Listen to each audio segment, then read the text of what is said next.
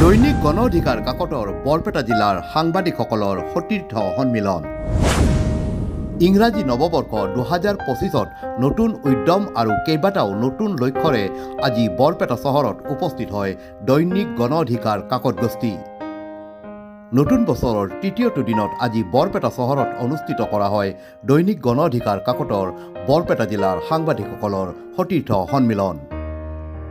বৰপেটাৰ ইথোছ senior secondary school প্ৰাংগণত বিয়লি 2 বজাৰ পৰা অনুষ্ঠিত সতীৰ্থ সন্মিলনত আলোচক হিচাপে অংশগ্ৰহণ কৰে ছ'চিয়েল চাৰ্কুলৰ পৰিচালন সঞ্চালক শ্বাহজাহান তালুকদাৰে। সতীৰ্থ সন্মিলনত আলোচক শ্বাহজাহান তালুকদাৰে দৈনিক গণ অধিকাৰ কাকতে ইংৰাজী নতুন বছৰটোত কি লক্ষ্য স্থিৰ কৰিছে সেই বিষয়ে উল্লেখ কৰে।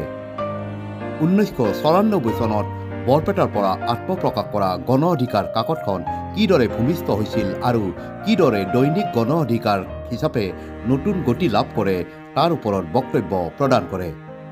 অচিৰেই দৈনিক গণ অধিকাৰ কাকতৰ বিশেষ পৰিপূৰিকা উলিওৱা হ'ব বুলিও তেওঁ উল্লেখ কৰে। দৈনিক গণ অধিকাৰ কাকত গোষ্ঠীয়ে বৈদ্যুতিন মাধ্যমত আত্মপ্ৰকাশ কৰাৰ চিন্তা চৰ্চা কৰি থকা বুলিও সতীৰ্থ সন্মিলনত উল্লেখ কৰে শ্বাহজাহান তালুকদাৰে। একেদৰে 2025 বৰ্ষত বৰপেটাৰ পৰাও দৈনিক গণ অধিকাৰ কাকতখন প্ৰকাশ কৰা হ'ব বুলি জানিবলৈ দিয়ে গণ অধিকাৰ ছ'চিয়েল চাৰ্কুলৰ পৰিচালন সঞ্চালক শ্বাহজাহান তালুকদাৰে। সতীৰ্থ সন্মিলনত দৈনিক গণ অধিকাৰ কাকতৰ কাৰ্যবাহী সম্পাদক চন্দ্ৰ কুমাৰ শইকীয়াও উপস্থিত থাকি ভাষণ প্ৰদান কৰে। সতীৰ্থ সন্মিলনত উপস্থিত থাকি বক্তব্য প্ৰদান কৰে ইথোছ ছিনিয়ৰ ছেকেণ্ডাৰী স্কুলৰ অধ্যক্ষ মজিবুৰ ৰহমান, অৱসৰপ্ৰাপ্ত অধ্যাপক ক্ৰমে নাজিৰ হুছেইন চৰকাৰ আৰু তাইজুদ্দিন আহমেদ, এছিয়ান মিছন ইনষ্টিটিউটৰ সঞ্চালক ডাক্তৰ আব্দুল কুদ্দুছ সিকদাৰে। অনুষ্ঠানত পাজাৰভাঙা ছিনিয়ৰ ছেকেণ্ডাৰী স্কুলৰ অধ্যক্ষ চবেদ ভূঞাৰ লগতে দৈনিক গণ অধিকাৰ কাকতৰ বৰপেটা জিলাৰ সাংবাদিকসকল উপস্থিত থাকে।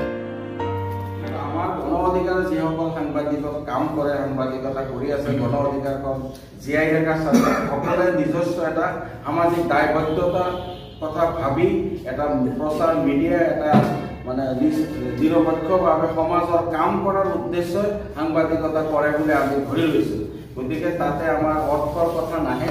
আমি এটা চেক্ৰিফাইচ বুলি কৈ আজি গণ অধিকাৰত যিসকল সাংবাদিক কৰি আছে, সাংবাদিকতা কৰি আছে, লখিমপুৰ, ধুবুৰী, বৰপেটা বা আমাৰ বিশ্বনাথ চাৰিআলিৰ পৰা হোজাইৰ পৰা আৰম্ভ যিমান আমাৰ প্ৰায় 375জন সাংবাদিক আছে, গতিকে সকলোৱে এটা একনিষ্ঠভাৱে নিস্বাৰ্থভাৱে গণ অধিকাৰ কাম কৰি আছে। গতিকে সকলোৱে যদি ভাবে আমি যদি এই মিছনটো চালু কৰি অন্তত 25 চনত 1 বছৰ, এইটো জানুৱাৰী হৈছে, আমি এটা টাৰ্গেট লৈছোঁ যে একেবাৰে ফেব্ৰুৱাৰীলৈকে যদি আমি অসমত 50,000 মান পেপাৰ আমি যদি ঘৰে ঘৰে চলাব পাৰোঁ।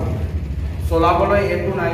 আজি পাঠক সমাজত আপোনালোকে সকলোৱে জানে হাজাৰ আজি 3 কোটিমান মানুহ আছে, তাৰে ভিতৰত পাঠকৰ কেইবা লক্ষ আছে, লাখটো হিচাপ কৰিলে প্ৰতি ঘৰতো হ'ব পাৰে।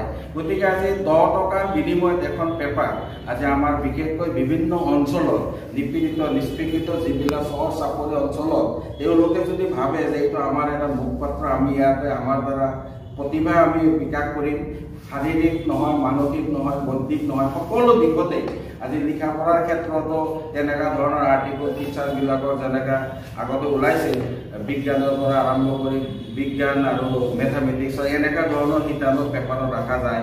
মানুহৰ মানসিক চিন্তাৰ কাৰণে, এটা বৌদ্ধিক চেতনা সৃষ্টি কৰাৰ কাৰণে হাতেৰে কলমেৰে লেখা মেলা কৰাৰ পিছতো মানুহৰ বহুত বৌদ্ধিক বিকাশ হয়। বহুত ক্ষেত্ৰত কয় মোবাইল আহিছে, অমুক আহিছে, তমুক আহিছে, এইবিলাক মিছা কথা। মোবাইলে কেতিয়াও পেপাৰৰ বা এটা বৌদ্ধিক আন্দোলনৰ এটা সূতা হিচাপে বাতৰি কাকতে কাম কৰিছে, সেইটো কেতিয়াও ব্যাঘাত জন্ম হ'ব নোৱাৰে, সেইটো কেতিয়াও হয়তো বাধা হ'ব নোৱাৰে। খালি মানুহৰ মানসিকতা অলপ বঢ়াব লাগিব যে নাই, এটা নিৰপেক্ষভাৱে আমাৰ ইণ্টেলেকচুৱেল যিটো চিন্তাধাৰা সেইটো বঢ়াব লাগিব। তাৰ ক্ষেত্ৰত মিডিয়া লাগিবই। আৰু আমাতকৈ ভাৰতবৰ্ষতকৈ বহুত উন্নতশীল ৰাষ্ট্ৰ আছে। আজি আমেৰিকা, লণ্ডনৰ পৰা আৰম্ভ কৰি বিশ্বত যিমান ধনী ৰাষ্ট্ৰ আছে তেওঁলোকৰ মাজতে হয়তো কেতিয়াবাই এই প্ৰকৃতিটো নমৰে। মিডিয়া এটা দলিল হয়। আজি আপোনাৰ বিষয়ে লিখি থৈ গ'লে আপোনাৰ ল'ৰা ছোৱালীৰ পৰা আৰম্ভ কৰি একেবাৰে অন্তত এটা মানে বহুত পুৰণা এটা আদি পুৰুষ মানে আজি ঘটনা যিবিলাক আপোনাৰ নাতি পুতিৰ পৰা আৰম্ভ কৰি 50, 60, 100 বছৰ পিছত এইটো দলিল হিচাপে পাব, কিন্তু মোবাইল মিডিয়াৰ এই বস্তুটো সম্ভৱ নহয়। সাংবাদিকৰ অৰিহণাৰ কাৰণে এটা সংবাদ প্ৰতিষ্ঠান জীয়াই থাকে, বাতৰি কাকতে হওক বা টিভি চেটেলাইট নিউজ চেনেলে হওক আৰু শেহতীয়া যিটো ডিজিটেল চেনেলৰ প্ৰয়োভৰ ঘটিছে, গতিকে সকলো সংবাদকৰ্মীৰ সহযোগিতা বা সকলোৰে আদান প্ৰদানৰ মাজেদিহে এটা প্ৰতিষ্ঠান প্ৰসাৰ হ'ব পাৰে, প্ৰচাৰ হ'ব পাৰে। গতিকে গণ অধিকাৰৰ যি বৰ্তমান গতি, সেই গতি আগতকৈ যথেষ্ট উন্নতি হৈছে, ত্বৰান্বিত ঘটিছে। তেখেতে কৈছে যে শদিয়াৰ পৰা ধুবুৰীলৈকে, গুৱাহাটীৰ পৰা শিলচৰলৈকে এই গোটেই সমগ্ৰ অঞ্চলটোত গণ অধিকাৰ যাতে বেছিকৈ খোপনি পুতিব পাৰে তাৰ কাৰণে প্ৰচেষ্টা চলোৱা হৈছে।